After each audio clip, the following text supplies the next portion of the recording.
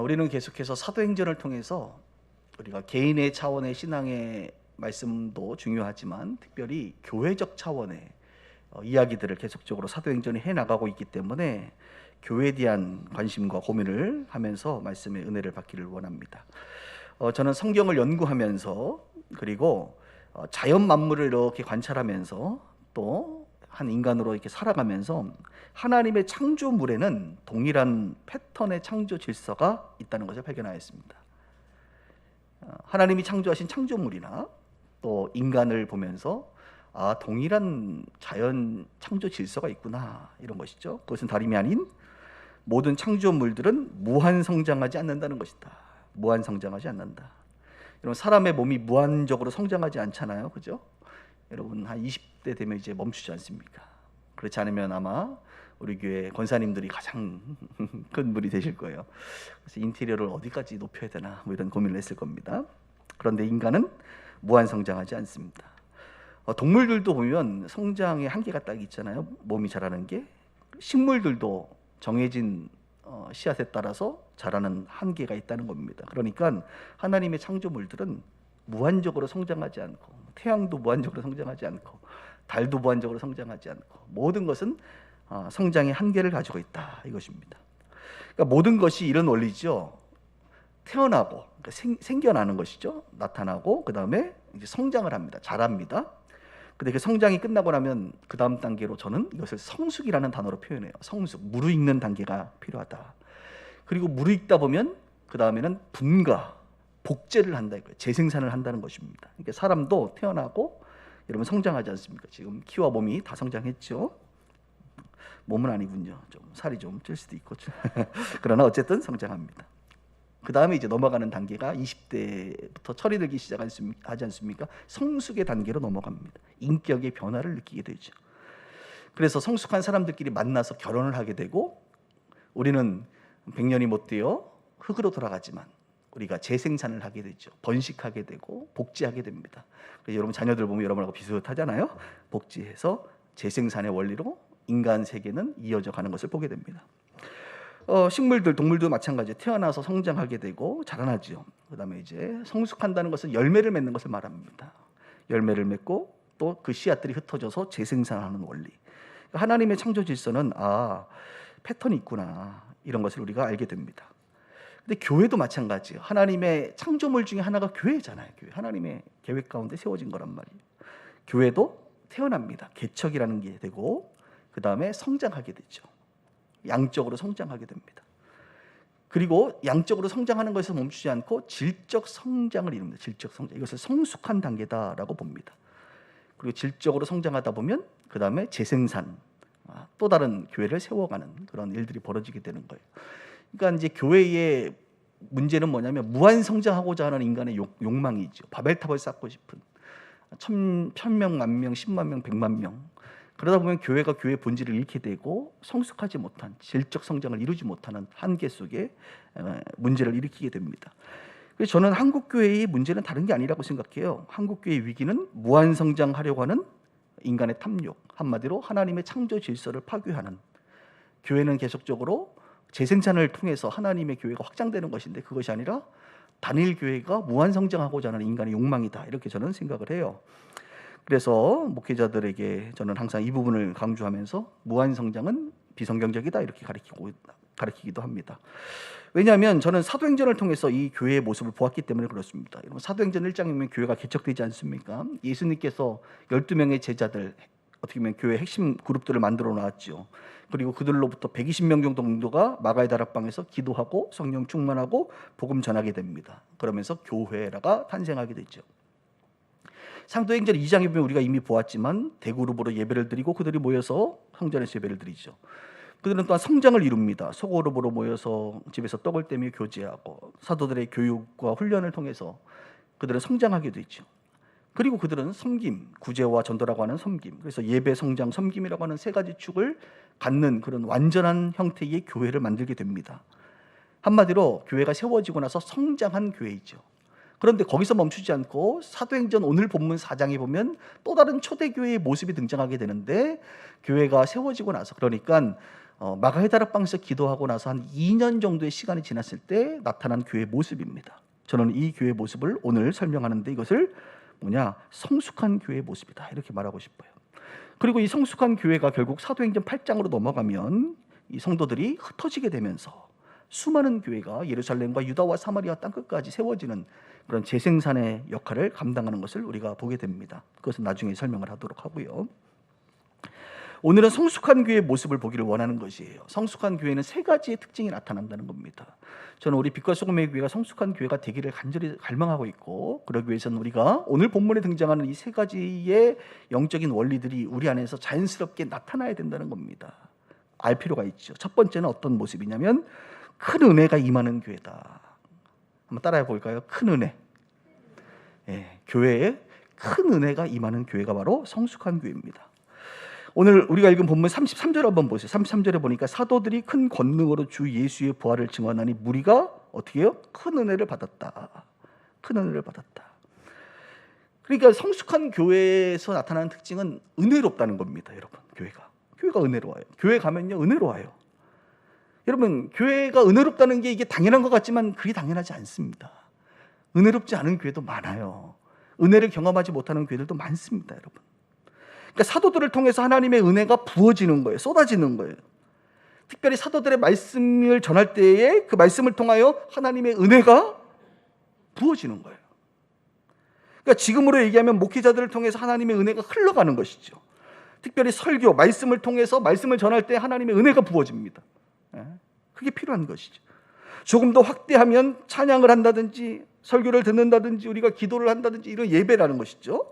또는 우리가 교육을 받고 또 서로 교제하고 목양을 돌봄을 받으면서 교회 전반적인 활동을 통해서 뭐가 흘러나가는 거예요? 은혜가 흘러나가는, 은혜로움을 경험하는 것. 한마디로 정리하면 교회 생활, 신앙생활 가운데 큰 은혜가 임하는 것이 바로 오늘 성숙한 교회의 특징이라 이것입니다. 여러분, 큰 은혜를 받는 것이 쉬운 일일까요? 쉽지 않습니다. 은혜를 받는다는 게 쉬운 일이 아니에요. 한 번 은혜 받는 것은 어디서나 경험할 수 있어요. 어쩌다 은혜 받는 거 경험할 수 있어요. 그런데 모일 때마다, 예배할 때마다, 신앙생활 전반에 늘 교회 생활하는 동안에 은혜롭다, 은혜가 임한다, 이것을 경험하는 것은 쉬운 일이 아니에요. 말씀을 전하는 자나 말씀을 듣는 자나 모두가 성숙할 때에 가능한 일입니다. 듣는 자만이 성숙해서 되는 게 아니고 또 전하는 자만이 성숙해서 되는 게 아니라 교회가 전반적으로 성숙함이 일어날 때 교회에 하나님의 은혜가 늘 임하는 거예요. 제가 외부 강사님들을 이제 초청하거나 외부 강사님들이 교회에 자주 오시지 않습니까? 그러면 외부 강사들은 항상 이렇게 물어봐요. 초청한 교회 그 초청자들에게 어떤 말씀을 전할까요? 이렇게 이제 예의상 물어본단 말입니다. 왜냐하면 그 초청한 교회에서 요구하는 방향성이 있을 수 있습니다. 우리 교회는 이번에 다음 세대에 대해서 관심이 있으니까 다음 세대의 부흥을 위해서 설계해 주세요. 뭐 이런다든지 강의해 주세요. 이렇게 이제 요청을 한단 말이에요. 그럼 저에게도 이렇게 물어보죠. 어떤 말씀을 전할까요? 그러면 저는 뭐라고 대답한다 그랬죠?들 아무 말씀이나 하시면 됩니다. 사실 이렇게 얘기해요. 기도하시고 그냥 하시면 됩니다. 제일 무서운 말씀이에요, 이게. 정해지면 기도 안 해도 그냥 열심히 준비해서 할 텐데 기도하시고 주님이 감동 주시는 대로 하시면 됩니다. 이렇게 말을 해요. 사실 제일 어려운 거거든요, 이게. 그리고 이런 말을 해요. 그냥 은혜롭게, 은혜 받게 해주세요. 우리 성도님들 은혜 받게 해주세요. 이렇게 제가 말을 해요. 왜 은혜 받는 게 중요하냐 말이지. 저는 우리 빛과 소금의 교회 성도님들이 말씀을 듣고 은혜 받을 준비가 늘 되어 있다라고 저는 생각해요. 제가 여러분들 잘 알잖아요. 그리고 많은 강사님들이 오면 여러분들의 그 초롱초롱한 눈빛, 졸지 않고 레이저를 쏘듯이 강사를 쳐다보는 그 눈빛을 다 기억합니다. 다들 굉장히 잘 듣는다는 거예요, 사람들이. 그러니까 우리 성도님들이 은혜 받을 준비가 돼 있거든요, 사실. 그러니까 강사는 뭐만 하면 된다? 본인만 은혜를 끼치면 되는 거야. 듣는 자는 은혜 받을 준비가 돼 있으니까. 전하는 자가 은혜롭게 전하면 오늘의 예배 가운데 하나님의 은혜가 임하는 것이죠.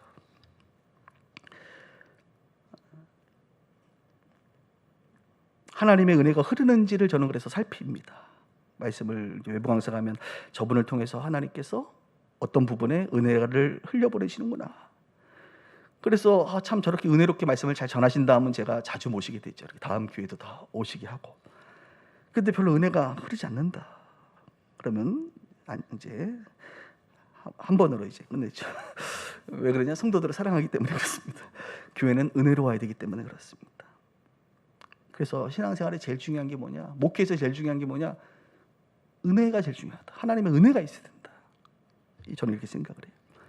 여러분, 은혜 받는 것의 반대는 뭘까요? 은혜 받는 것의 반대? 저는 이렇게 말하고 싶어요. 상처받는 것이라고 생각해요. 상처받는. 그래서 교회를 떠나는 것이죠. 오늘 은혜가 안 되고 오늘 상처가 된다, 이런 말을 합니다, 사람들이. 오늘 말씀이 은혜가 안 되고 상처가 되네. 혹시 여러분 그런 경험 있으세요? 나는 교회 생활이, 셀 모임이, 교회에서 봉사하는 게 은혜가 안 되고 상처가 돼, 힘들어, 이런 말들을 들어보신 적 있나요? 잘못된 것이죠. 한국 교회가 왜 교회 안에서 서로가 싸움박질을 하고 있는 것일까? 왜 싸울까요? 사랑하지 않으니까 싸우는 거예요. 사랑하지 않으니까. 그럼 왜 사랑하지 않을까? 그것은 은혜가 없으니까. 은혜.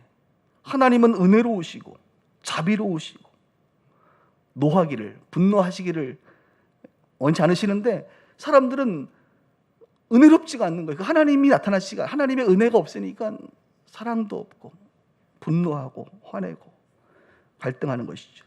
사랑이 식었기 때문에. 결국 은혜가 없기 때문에 그래요. 저는 여러분들에게 오늘 질문해 보고 싶어요. 여러분 요즘 교회 생활할 때 은혜 받고 계세요?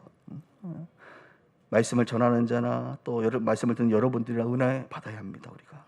그래서 우리가 교회를 위해서 기도할 때 아주 중요한 기도 제목 중에 하나가 뭐냐면, 하나님 우리 교회가 은혜로운 교회가 되게 해주십시오. 말씀도 예배도 찬양도 모임도 관계도 모든 것이 하나님 은혜롭게 해주세요. 봉사도 은혜롭게 해주세요. 성령으로 봉사하고 은혜롭게, 그렇게 기도하셔야 됩니다. 그리고 그냥 은혜가 아니라 오늘 말씀하는 것처럼 큰 은혜가 임하는, 큰 은혜.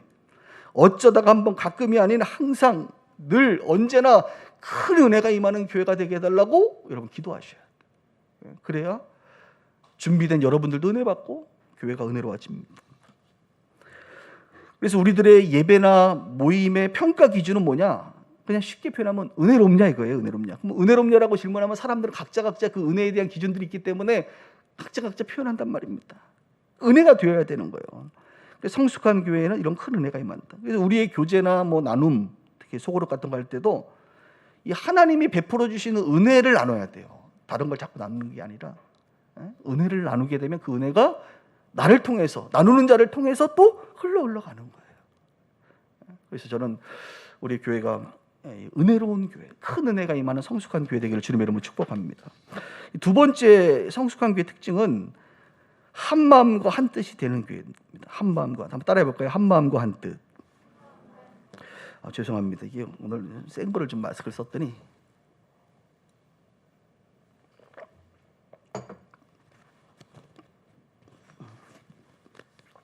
32절 한번 보세요. 32절에 믿는 무리가 한 마음과 한 뜻이 되어 모든 물건을 서로 통용하고 자기의 재물을 조금이라도 자기 것이라 하는 이가 하나도 없더라.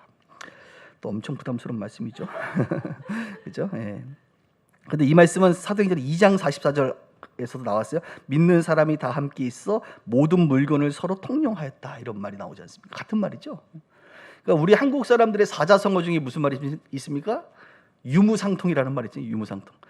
있으나 없으나 서로 상통하면서 서로 나누고 쓴다, 이거 유무상통한다. 그래서 초대교회는 유무상통했다. 근데 이것이 가능하려면 전제가 뭐예요? 한 마음 한 뜻이 되어야 유무상통이 가능한 일이에요. 근데 이건 너무너무 요즘 같은 이 개인주의적인 사회 속에서는 너무너무 어려운 일이죠. 그러니까 어떤 각자 알아서가라기보다는 어떤 시스템적인 제도적인 것을 통해서 우리가 유무상통할 수 있도록 만들어 가야 되는데, 교회를, 이것은 성숙한 교회만이 가능한 일일 것입니다. 그럼 여기서 말하는 성숙함은 어떤 것이겠어요? 유무상통한다는 것은 그러니까 자기 것이라고 생각하지 않는다는 것이죠. 이건 맞는 말이잖아요. 여러분 게 아니잖아요. 하나님 것이잖아요. 그러니까 청지기 의식이 있는 거예요. 청지기 의식. 그리고 줄 수 있는 사랑이 있어요. 진실한 사랑이 있어야 돼요. 그러니까 성숙한 교회라고 하는 것은 성도들의 삶이 내 것이라고 생각하는 그 개념이 아니라, 내가 주인이 아니라 내 삶의 주인이 하나님이시다 심지어는 내 물질, 내 소유까지도 하나님의 것이다라고 하는 청지기 의식이 있고, 그러니까 하나님께서 주라라고 말씀하시면 그 영혼들을 사랑하기 때문에 우리가 흘려보낼 수 있는 그런 실천적 삶이 동반되어야만 오늘 성경이 말하고 있는 한마음 한뜻으로 서로 유무상통할 수 있는 거예요. 이러한 성숙함은 여러분 역시 은혜 받음에서 나오는 것입니다. 그러니까 은혜 받는 게 제일 중요한 거예요. 오늘 설교에서 가장 중요한 것은 은혜입니다. 은혜 받아야 나눌 수 있는 거예요. 은혜가. 반대로 은혜가 없으면 아까 말한 서로 싸움박질 한다고 했잖아요. 그 말은 한마음 한뜻이 되지 않는 거예요. 제가 목회자들 이제 세미나 할 때 이 부분을 얘기하거든요. 여러분의 교회가 성숙한 교회인지 아닌지를 한번 제가 질문해 보면 답해 보세요. 첫 번째, 모임에 큰 은혜가 늘 있다. 하여튼 교회가 은혜롭다. 그럼 다들 가만히 있어요. 그런 거 아닌가. 두 번째, 한 마음과 한 뜻이 된다. 어떤 일을 할 때 한 마음과 한 뜻이 된다. 그러면 다들 고개를 우린 아니야. 이렇게 다 얘기해요. 여러분, 한 마음 한 뜻 되는 게 어려운 일이에요. 집에서 부부가 한 마음 한 뜻 되는 것도 어렵잖아요. 그죠? 하물며 교회의 수많은 사람들이 한 마음 한 뜻이 되는 게 참 어려운 일입니다. 이게. 저는 고린도후서 6장 말씀 참 좋아하는데 한번 들어보십시오. 무명한 자 같으나 유명한 자요. 우리가 어떤 사람이냐? 무명한 자 같으나 유명한 자요. 근심하는 자 같으나 항상 기뻐하고, 가난한 자 같으나 많은 사람을 부유하게 하고, 아무것도 없는 자 같으나 모든 것을 가진 자로다. 바울이 뭐라고 말합니까? 가난한 자 같으나 많은 사람을 부유하게 하고, 아무것도 없는 자 같으나 모든 것을 가진 자가 바로 우리 믿는 자들이다. 저는 우리 빗소교회의 가장 큰 특징 중에 하나가, 한국 교회 중에서 제가 얘기했잖아요. 우리 교회는 가장 가난한 교회라고. 정말 우리 교회는 아무것도 없습니다. 여러분, 목사님 무슨 소리, 우리 많지 않아요? 뭐 이런 얘기 하시는데, 진짜 우리 교회는 제가 우리 형제 교회들만 봐도, 아니면 개척교회만 가더라도요, 여러분 보증금 1,000만 원은 다 자기 돈들이라고 보니까, 내가 보니까. 근데 우리 교회는 지금 우리 교회 실질적 순수 우리 교회 자산이 여러분 영원입니다. 영원 거의. 이것이 이제 300명이 되기까지 우리가 무소유 교회를 추구했기 때문인데, 이제 300명이 넘어도 저는 계속 좀 가보리라고 지금 마음을 먹고 있는데, 우리 교회가 지금은 그 자산이 없어요, 여러분. 그냥 아마 우리 재직들은 이 부분을 다 알 겁니다. 그러니까 무소유 교회죠, 우리 교회는. 쉽게 얘기하면 무소유 교회. 그러니까 다른 부분은 우리가 기탁금 제도라고 하는 아주 특별한 제도를 통해서 무소유 교회의 가치를 우리가 지금 실현해 나가고 있는데요. 근데 가장 가난한 교회가 빛과 소금의 교회고, 아무것도 없는 교회가 빛과 소금의 교회거든요, 사실. 그런데 많은 사람을 부유하게 하고 모든 것을 가진 교회가 또한 저는 빛과 소금의 교회라고 생각해요. 여러분 어떻게 생각할지 모르지만 우리 교회가 많은 사람을 부유하게 하고 모든 것을 가진 교회다, 저는 생각합니다. 그래서 우리는 정말 일용할 양식으로 살아가는 교회. 한 달 한 달 성도들을 통해서 하나님께서 주신 그 재정으로 한 달을 살고 1년을 살고, 그렇게 일용할 양식으로 살아가는 교회가 우리 교회예요. 재정이 더 넘치면 여러 사업들이나 여러 가지가 확장될 것이고, 재정이 줄면 더 줄여나가는 것이고, 그렇게 한 달 한 달을 또 1년 1년을 살아가는 교회입니다. 우리가 지금 40개 공동체를 섬기고 있는데, 이제 100개 교회를 섬기는 비전을 가지고 있는데 40개 교회를 섬기고 있거든요. 작년 결산을 제가 다시 한번 이제 설교를 준비하면서 봤어요. 작년에 도대체 우리가 구제하고 선교한 금액만, 이렇게 주로 구제 선교 부분만 얼마를 했나 해서 쭉 더해 보니까 2억 1,300만 원 하더라고요. 2억 1,300만 원. 굉장히 많이 한 거예요. 제가 봤을 때는 2억 1,300만 원이 구제와 선교의 전도에 쓰였다. 이런 거예요. 그래서 이게 어떻게 가능할까? 은혜가 흐르니까 가능해요. 은혜가. 그리고 성도들이 이런 일에 있어서 한 마음과 한 뜻이 되고, 우리는 가난한 자 같아. 우리는 없지만 하나도 쌓아놓지도 않고 쌓아놓을 것도 없지만, 그래도 이렇게 지금 이런 방식의 목회를, 이런 정책들을 펼쳐나가는 것에 성도님들이 한 마음과 한 뜻이 되어 있기 때문에 저는 이것이 가능하다고 생각을 해요. 자, 세 번째인데요. 세 번째는 더 심각한 표현이 나오죠. 가난한 사람이 없는 교회. 예전에 한번 제가 설교를 했기 때문에 여러분들 내용은 다 아실 것 같은데 다시 한번 강조합니다. 34절 보세요. 34절. 그 중에 가난한 사람이 없으니, 가난한 사람이 없대요. 이는 밭과 집이 있는 자는 팔아 급한 것의 값을 가져다가 사도들의 발 앞에 두매 그들이 각 사람의 필요를 따라 나눠줍니다. 그 중에 구브로에서 난 레위족 사람 중에 요셉이라는 사도들이 그런 바나바라고 하는 사람이 있죠. 바나바, 나중에 바울을 인도했던 바나바가 그가 밭이 있음에 팔아 그 값을 가지고 사도들의 발 앞에 두니라. 여러분 너무 부담 갖지 마세요. 이게 밭을 팔고 집 판 사람들이 이게 성경에 저는 많다고 생각하지 않습니다. 그러니까 이 사람이 한 게 너무나도 특별한 일이니까 이렇게 굳이 써놨지 않았겠어요? 뭐 서로 다 팔았으면 뭐 다 써놨겠죠. 근데 안 써놨을 것 같아 그냥. 근데 이게 특별한 거기 때문에 저는 써놨을 것 같아요. 그래서 이거는 이제 설교를 준비하면서 제가 원고에는 없는데 그런 생각이 있었어요. 여러분 잘 생각해 보세요. 성경은 보면 집이나 밭이 있으면 다 뭐 하래요? 집을 사래요, 팔래요? 근데 팔려면 여러분 있어야 팝니다. 일단 사실 그래서 누가 나한테 물어보거든 사세요 그래. 저는 사세요. 지난주에도 누가 상담받으러 왔더라고. 목사님 제가 어디다가 분양을 하려고 하는데 해도 되겠습니까? 그래서 좀 정보를 갖고 와봐라. 그래서 같이 상담을 했어요. 그래서 내가 사세요 그랬어요. 사세요. 사세요. 근데 여러분 사고 나면 나중에는 어떻게 되는 줄 알아요? 말하지 않을게요. 파셔야 돼. 예수님도 뭐라 그럽니까? 너희의 집과 전토나 모든 것을 팔아 가난한 자에게 주고 너는 나를 따라라. 그러니까 성경은 기본적으로 다 그냥 있으면 좀 팔래. 저는 지금 굉장히 자유로워요. 집이 없어서. 할렐루야. 집 없는 분들은 여러분 굉장히 신앙생활하기 편한 거예요. 뭐 팔 게 없으니까 우리는. 그죠? 그래서 저는 우리 성도님들에게 일단 사세요 다. 그리고 나중에 다 파세요. 파세요? 아멘이 없네. 파세요. 저는 개인적으로 한국 교회의 문화 중에 그 기부 문화 중에 유산 기부라는 게 있어요. 여러분 아세요 혹시 유산 기부? 저는 이 한국 교회 크리스찬들이 이걸 좀 뛰어넘었으면 좋겠어요. 저는 제 아이에게 혹시 저에게 제가 죽기 전에 이게 있을 거 아닙니까? 재산이 조금이라도 있게 되면 저는 다 주지는 않을 거예요. 어떻게 할 거냐? 좀 구분해서 정리할 거예요. 저는 아니면 미리 좀 그 유서를 쓴다든지 이것이 유산 기부 아니면 변호사를 뭐 제가 그 정도 뭐 돈이 없으니까 변호사는 필요 없을 것 같고 그래서 그 제사를 정리하는데 자녀에게만 다 주는 게 과연 유익할까? 그 중에 일부를 어느 기관이나 장학재단이나 혹은 교회 같은데 믿을 만한 공동체가 있을 거 아닙니까 여러분들이? 그럼 교회에 유산 중에 일부를 전액은 아니더라도 이렇게 좀 기부하면 참 좋지 않을까? 저는 개인적으로 그렇게 하려고 하거든요 지금. 근데 한국 사람들이 자녀들에 대한 사랑이 너무 특별해가지고 하여튼 10원 한 장까지 그냥 자녀들에게만 줘 보니까 나는 언제 그런 날이 올지 모르겠는데 좀 교회에 좀 이렇게 기부하시는 분이 유산의 일부를 그런 날이 왔으면 좋겠어요. 굉장히 부담스럽나요? 아니 근데 여러분 생각해 보세요. 잘 생각해 보세요. 하나님의 날, 꼭 교회가 아니어도 괜찮아요. 하나님 나라 선교지가 됐든 뭐가 됐든 이렇게 여러분들의 유산의 일부를 팔아서 정말 다 정리할 때 인생을 그런 데다 좀 하면 얼마나 아름다울까. 이게 한국 교회 성도들의 좀 문화 속에 좀 있어야 될 것 같아요. 근데 미국이라든지 유럽이라든지 이런 크리스천들 문화 속에 이런 것들이 있거든요. 유산 기부라고 하는 것이. 한국에는 너무 없는 것 같아요. 오직 내 자식에게만, 내 핏줄에게만. 이게 조금 극복돼야 될 문제가 아닌가 이런 생각을 저는 개인적으로 합니다.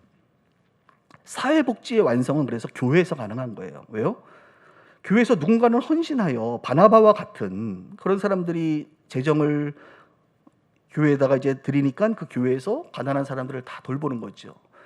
그래서 여러분 지금도 마찬가지입니다. 우리가 개인이 자기의 삶을 책임지지만 자기가 책임지지 못할 때는 첫 번째 단계로 가족들, 친인척 가족들이 책임져 주지 않습니까?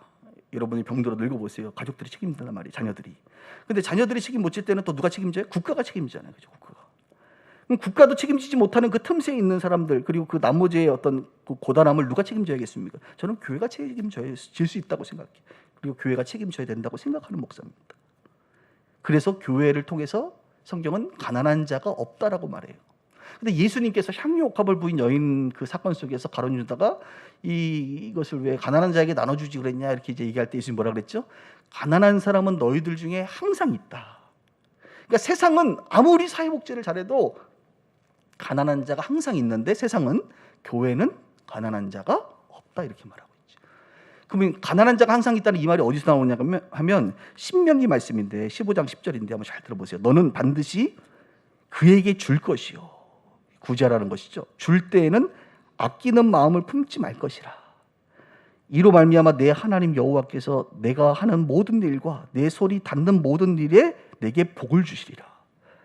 땅에는 언제든지 가난한 자가 그치지 아니하겠으므로 내가 내게 명령하여 이르노니 너는 반드시 내 땅 안에 내 형제 중 곤란한 자와 궁핍한 자에게 내 손을 펼치니라.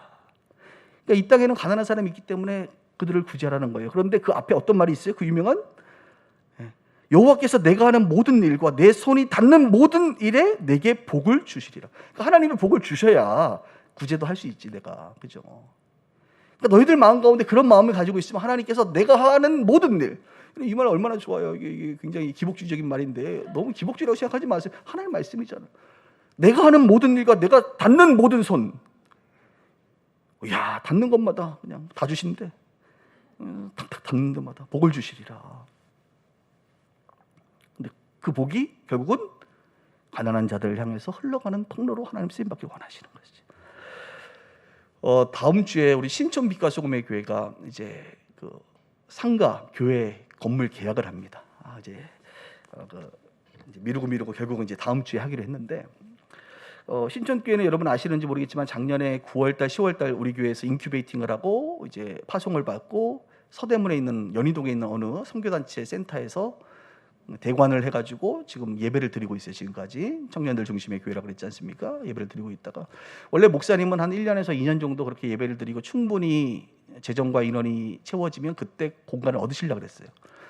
그런데 하나님의 역사 가운데 다음 주에 계약해야 될 상황입니다.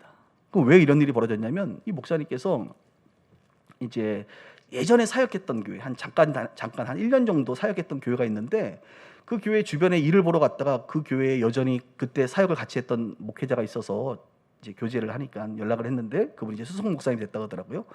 그래서 그분을 만나서 차를 마시는데 어떻게 지내십니까? 이렇게 서로 교제할 거 아니에요. 그래서 자기 이제 교회를 개척해서 이런 상황이다 그랬더니 그 목사님께서 그러면 우리 교회 장로님 한 분 계시는데 그분을 좀 만나시라고. 그래서 왜 그러냐 그랬더니 이 장로님께서 하시는 일 중에 하나가 뭐냐면 자기네 교회 출신 목회자들이 교회를 개척하면 1억을 지원해 준다는 거예요. 1억을. 그래서 지금까지 두 분의 목회자가 1억 지원을 받았고 이분이 10명을 하는 것을 자기 인생의 비전으로 생각한다는 거예요. 10명을. 그래서 1억씩 하시는 사업하시는 분이죠. 사업하시는 분. 그러니까 이 목사님 한번 만나보시라고. 그래서 연결을 해줬어요. 그래서 그 장로님을 이제 만났습니다. 우리 신천교회 목사님, 장현 목사님께서 만나서 대화를 하다 보니까 이미 성도들도 있고. 그러니까 장로님이 그럼 건물을 빨리 얻으셔야지 왜 아직 못 얻고 계십니까? 했더니 처지와 상황을 말씀드렸죠. 그랬더니 그러면 자기가 3년간 교회 임대비를 1억 지원해 줄 테니까 거기에 맞는 곳을 찾으세요. 아멘 좀 해보면 안 되나? 그래가지고요 이분이 찾았어. 한 달 내내 찾았어요. 그래서 본인이 원했던 그 신촌 이대역 그 대도로변에 좋은 상가를 하나 지금 계약을 이제 다음 주에 합니다. 월세가 얼마냐 그랬더니 꽉 채워가지고 이제 280만 원 꽉 채웠더라고요. 그래서 이 장로님이 이제 280만 원씩 매달 3년을 지원하겠다. 사실 우리 교회가 이제 부목사님 또 출신이 아니기 때문에 그렇게 지원을 하지 못하고 이제 아마 교회 건물 얻을 때 우리도 함께 조금이라도 동참하려고 했었는데 이런 일이 벌어졌어요. 그래서 저한테 연락이 와가지고 이 소식을 알려주는 겁니다. 그래서 저하고 함께 지지난주에 가서 그 건물을 최종적으로 보고 이게 좋겠다라고 판단이 돼서 이제 진행이 이제 되고 있거든요. 저는 그래서 일단은 이번 주에 이제 계약이 되거든 여러분에 다시 공지하고 혹시 이 일에 이게 하나님 하시는 일이거든요. 여러분 이런 것들이 이게 쉬운 일이 아닙니다. 그냥 그렇구나 이렇게 좀 쳐다보지 마시고 아니 1억을 이렇게 3년 동안 지원하는 게 이게 아주 특별한 일이에요. 이게 아주 특별한 일 지금 하나님 하시는 일이거든요. 예, 우리 다음 수요일날 투표하세요, 여러분.